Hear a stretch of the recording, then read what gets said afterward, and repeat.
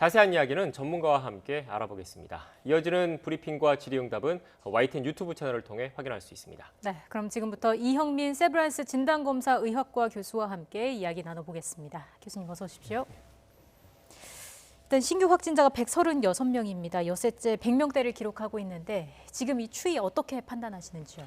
예, 일단 조금 전에 브리핑에서도 나왔지만 분명히 이제 폭발적인 확산세를 보였던 코로나19가 줄어들고 있는 것은 명확해 보이고요. 네. 특히 이제 그걸 데이터로 저희가 살펴보게 되면은 8월 23일부터 9월 5일까지 국내에서 발생했던 신규 확진자 숫자는 274.8명이었습니다. 그래서 한 275명 정도가 됐는데 9월 7일 같은 경우에 120명으로 이제 절반 이하로 떨어졌고요. 네. 그다음에 수도권 같은 경우도 하루에 208명 정도의 신규 확진자가 발생하던 것이 어제 같은 경우는 98명으로 100명 이하로 유지가 됐습니다. 그래서 분명히 코로나19 확진세는 꺾였고 분명히 감소하고 있는 것은 명확해 보이는데 문제는 이러한 코로나19 같은 감염 질환의 경우에 있어서는 우리가 이 감염 질환을 관리하기 위한 여러 가지 정책들, 예를 들어 이제 사회적 거리두기나 이런 것들을 시행을 하게 되면은 처음에는 굉장히 급격하게 감소를 하지만 어느 정도 수준부터는 되게 천천히 감소하는 양상을 나타내거든요. 그게 이제 숨어있던 감염이나 이런 것들에 대한 관리들이 좀 어렵고 예. 하기 때문에 그런 양상을 보여주게 되는데요. 그래서 아마도 지금까지 감소가 이제 비교적 이제 빠르게 일어났지만 이거를 우리가 원하는 수준으로 예를 들어 예전에 이제 생활 방역으로 전환했었던 숫자가 하루에 확진자 50명 정도 수준이었거든요. 네. 그 정도까지 가기 위해서는 아마도 조금 더 이런 사회적 거리두기나 또는 이런 여러 가지 생활 방역 또는 개인 방역에 대한 부분들을 힘을 써야 될 것으로 생각을 합니다. 네, 50명 말씀하셨는데 그보다 더 완화된 수준 100명 미만이 추석 연휴가 얼마 남지 않았는데 그 전에 가능하겠습니까? 지금의 추세로 봐서는 가능할 거라고 생각을 합니다. 그런데 이제 한 가지 변수로 작용을 하고 있는 것이 지금 이 현재 발생하고 있는 확진자의 숫자는 이제 100명 초반에서 중반 정도로 비교적 안정세인데 네. 문제는 이 중에서 감염 경로를 확인할 수 없는 감염이 한 20% 정도 지금 되고 있거든요. 그래서 이런 경우는 어디에서 감염이 되는지를 알 수가 없고 코로나19가 무증상 감염이 많다는 것을 고려했을 때 이런 분들이 만약에 어떤 집단 행동을 하는 그러한 집단 안으로 들어가게 되면 다시 또 사랑제일교회나 또는 광화문 집회와 같은 그런 식의 어떤 집단 감염으로 연결될 수가 있습니다. 그래서 이런 것들을 얼마나 우리가 이제 효과적으로 앞으로 차단하느냐가 중요하게 될 텐데요. 문제는 사랑제일교회도 그렇고 광화문 집회도 그렇고 아직까지도 진단 검사를 받지 않은 분들이 많이 있고 네. 그다음에 그 안에서의 확진자도 지금 지속적으로 나오고 있는 상황이거든요.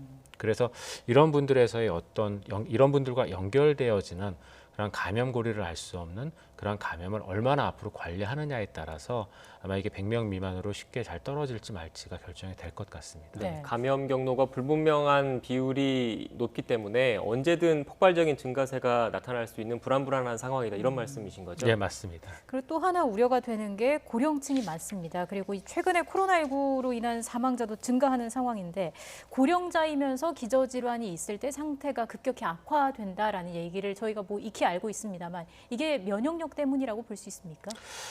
면역력 때문이라고만 저희가 얘기할 수는 없을 예. 것 같고요. 왜냐하면 이제 이런 고령자이면서 기저질환이 있는 사람들 같은 경우에는 코로나19의 증상이 급작스럽게 악화되는 여러 가지 기전이 복합적으로 작용을 하는 것으로 보이거든요.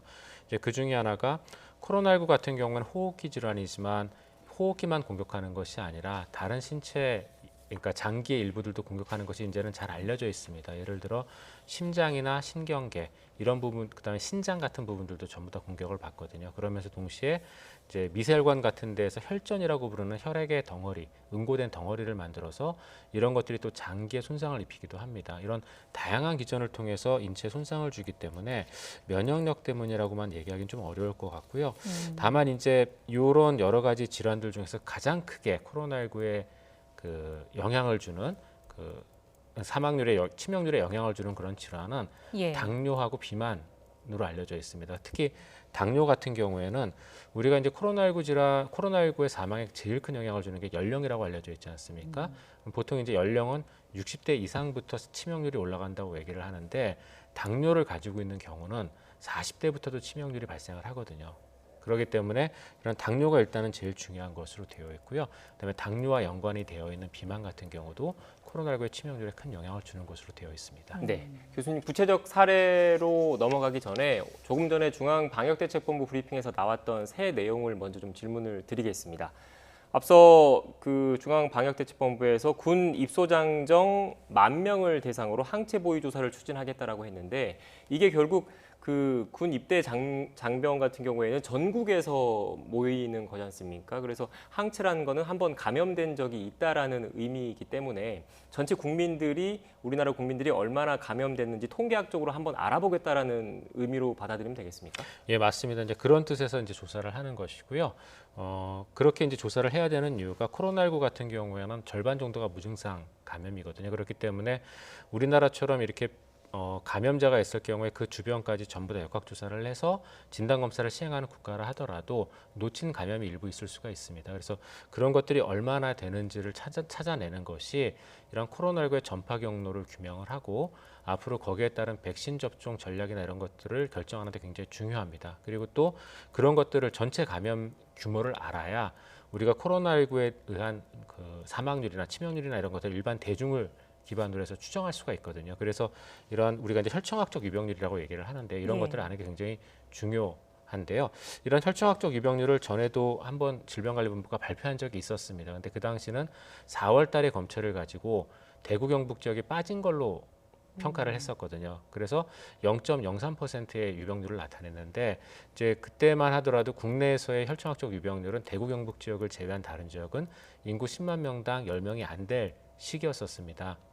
그래서 굉장히 낮은 혈청학적 유병률을 나타내는데 그 이후로는 이제 이 코로나19가 수도권이나 다른 지역으로 이미 퍼졌기 때문에 그거보다는 조금 높을 걸로 생각이 되고 그래서 지금 이 시점에 젊은 사람들을 대상으로 해서 이런 혈청학적 유병률을 한 번 더 평가를 하고 그래서 전체 우리나라의 어떤 감염 규모나 이런 것들을 다시 한번 추정하겠다라는 생각으로 보입니다. 네. 그리고 9월 중에 상업용 항체 치료제를 대량 생산한다는 계획이다 이런 내용도 발표가 됐는데 9월 중 이달 중이면 거의 뭐 마무리가 돼가고 있다고 봐야 하는 겁니까? 예, 맞습니다. 이제 항체 치료제는 저희가 크게 두 가지의 유형으로 나뉘어지게 예. 되는데요. 하나는 이제 회복기 환자의 혈액을 채취를 해서 그 혈액 안에 들어있는 항체 성분을 농축해서 사용하는 그 유형이 하나가 있고요. 또 하나는 이제 미국에서 개발하는 것처럼 코로나19에 그 효과가 있는 그런 항체를 분리를 해서 그 항체를 대량 생산하는 방식으로 하는 것이 있습니다. 근데 이제 지금 얘기가 나오고 있는 것은 제가 알기로는 앞서 말씀을 드렸던 회복기 환자의 혈액으로부터 이제 분리한 네. 그런 걸로 알고 있고요. 이런 타입의 경우에서는 저희가 이제 비교적 생산이나 이런 것들이 좀 손쉬운 상황이고 그리고 또 이 타입의 혈장 치료제에 대해서는 이미 7월과 8월에 걸쳐서 임상 시험에 대한 승인이 전부 다 이제 승인이 난 것으로 알고 있습니다. 그래서 여기에 대한 준비는 이미 다 끝난 상황이기 때문에 여기에 대한 평가나 이런 것들을 진행하는 걸로 생각이 됩니다. 네, 교수님 연장선상에서 앞서 그 방역 당국이 방역대책본부 브리핑에서 올해 추석과 달리 내년 추석은 올해 추석과 상황이 다를 것이다라고 기대한다라면서 그 얘기를 했거든요. 그게 결국 치료제와 더불어서 백신이 중요한 거잖아요. 내년 추석 이전에는 백신이 개발될 것 그리고 백신이 개발돼서 접종할 것을 기대한다라는 의미가 담겨 있는 것 같은데 실제 백신 개발 상황은 어떻게 되고 있습니까? 백신 같은 경우에는 지금 현재 전 세계적으로 한 150여 개 그룹에서 개발을 하고 있고요. 그중에 이제 임상 시험에 진입한 것은 25개에서 6개 정도로 알고 있습니다. 특히 지금 임상 3상에 들어가 있는 것이 미국의 이제 2군데와 그다음에 영국의 한 군데가 들어가 있는데요. 이러한 백신 같은 경우에는 특별한 문제가 없다면 올 하반기 정도에는 일부 그 백신이 승인을 받을 것으로 생각은 됩니다. 하지만 지금 중요한 거는 이 백신이 승인을 받더라도 얼마나 대량 생산이 가능할지에 대한 여부가 앞으로 결정이 돼야 되고요. 그다음에 그렇게 백신이 개발됐을 때 이 백신을 얼마나 효율적으로 위험군에게 접종할지에 대한 전략을 세워야 되거든요. 그래서 이런 부분들에 대한 것들이 앞으로 더 결정이 되기 위해서는 아마도 내년 중반 정도는 넘어야 이런 백신에 의한 효과적인 어떤 코로나19의 그 감소 같은 것들을 우리가 볼 수 있을 것 같고요. 그래서 아마 내년 추석 정도라고 말씀을 하시지 않았을까 싶습니다. 네. 자, 이어서 구체적인 사례 몇 가지만 간략하게 좀 짚어보겠습니다. 최근 그 한강공원 내 편의점에 확진자가 방문한 것으로 알려졌는데 사실 수도권 거리두기 2.5단계가 되면서 이제 좀 이렇게 한강공원 야외로 몰릴 것이다라는 우려도 나왔습니다. 어느 정도 우려가 현실이 된 게 아닌가 싶기도 한데요. 어떻습니까? 예, 맞습니다. 이제 최근 들어서 그 커피 전문점이라던가 기타 이제 시설, 식음료를 그 먹을 수 있는 취식할 수 있는 그런 시설들에 대한 그 사회적 거리두기가 강화가 되면서 이런 야외에서 시간을 보내려는 분들이 좀 많아지고 있습니다. 그래서 이런 분들이 한강으로 좀 많이 몰리고 있는데요. 문제는 야외라는 측면 때문에 코로나19에 대해서 비교적 안전하다라고 생각들을 많이 하시지만 야외라 하더라도 밀집해 있으면 역시 코로나19에 노출되기는 마찬가지입니다. 네. 그래서 이런 부분에서는 분명히 주의가 필요한 상황이고요. 그다음에 조금 전에 말씀드렸던 그 편의점 확진자 방문권 같은 경우에는 더더욱 문제가 있었던 게 이분이 편의점에 머무른 시간은 단 4분간이었지만 당시 마스크 착용 상태가 굉장히 불량했던 네. 것으로 지금 파악이 되고 있습니다. 그래서 방역 당국과 지자체에서도 전파 가능성을 높게 보고 동시간대에 편의점에 계셨던 분들에게는 진단 검사를 받으시도록 지금 권고를 하고 있는 상황이거든요. 그래서 분명히 이런 한강이나 이런 데 야외가 실내보다는 조금 더 나을지는 모르겠지만 역시 밀집해서 또는 밀접하게 있게 되면 코로나19에 대한 위험도는 동일하다고 보셔야 될 것 같고요. 개인적인 방역이나 사회적 거리두기에 대한 부분은 좀 신경을 쓰셔야 될 것으로 생각이 됩니다. 네.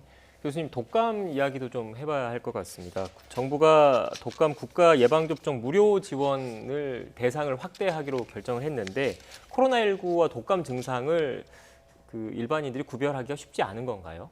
예, 일반인들은 좀 구별하기가 쉽지 않습니다. 코로나19나 독감이나 둘 다 고열이나 두통, 기침, 인후통 등의 증상을 보여주고 있는데요.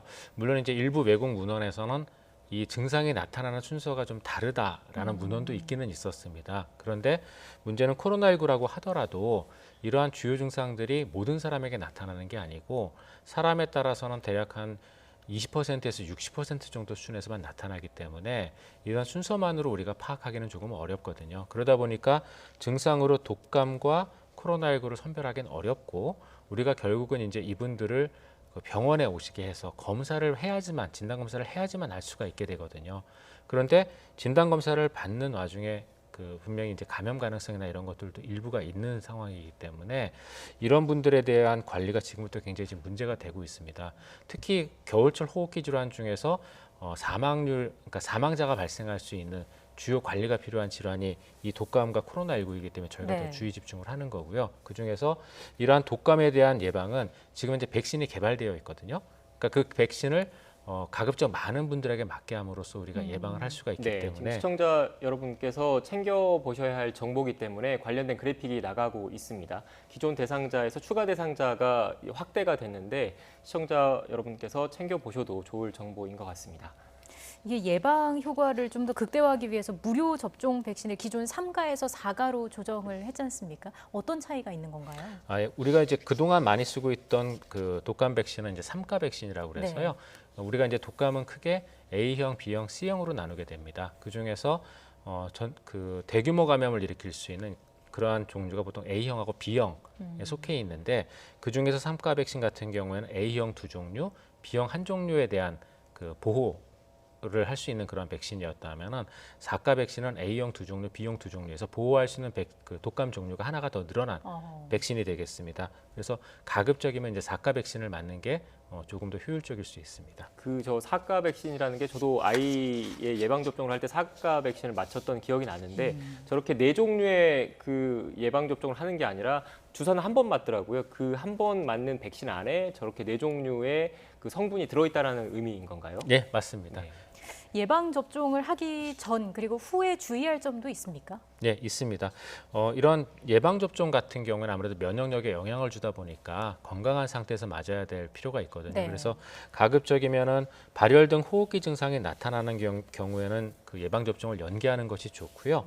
그 다음에 아픈 증상이나 만성 질환이 있을 때는 이러한 예방 접종에 의한 여러 가지 그 부작용 등을 미리 고려하기 위해서 반드시 의사와 면담을 하고 그리고 맞아야 됩니다. 그 다음에 일단 이런 것들을 다 이런 부분에서 다 괜찮아서 백신을 접종받게 되면은 그때는 백신 접종 후 현장에서 10에서 15분 정도 머물면서 이제 반응을 관찰하는 것이 좋고요.